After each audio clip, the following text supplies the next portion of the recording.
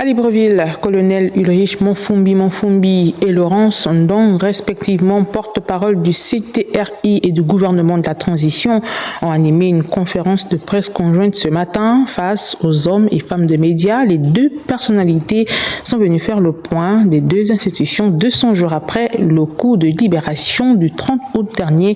On fait le point également avec nos confrères, avec Guy Frey dans Obian.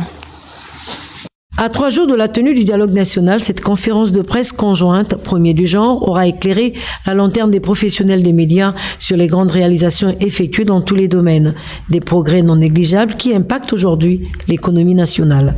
Les recettes douanières ont dépassé leur objectif avec une collecte de 77,23 milliards.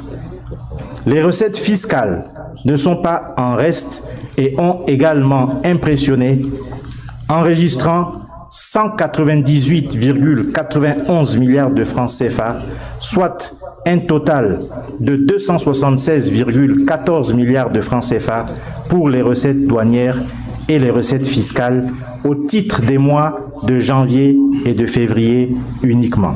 Ces indicateurs ne sont pas seulement des chiffres. Ils reflètent une économie gérée avec perspicacité et une administration déterminée à renforcer sa structure financière.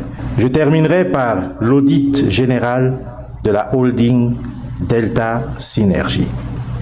Soyez sûrs d'une chose, nous irons jusqu'au bout et je puis vous assurer que notre main ne tremblera pas. Le constat de cette orthodoxie financière marque ici la volonté affichée par les autorités du CTRI de bâtir un nouveau Gabon. La tenue le 2 avril du dialogue national en est une preuve. 580, c'est un gros chiffre. Ensuite, ajouté à ces 580, il y a des personnes ressources qui peuvent être appelées pour apporter leur expertise sur une thématique ou une autre.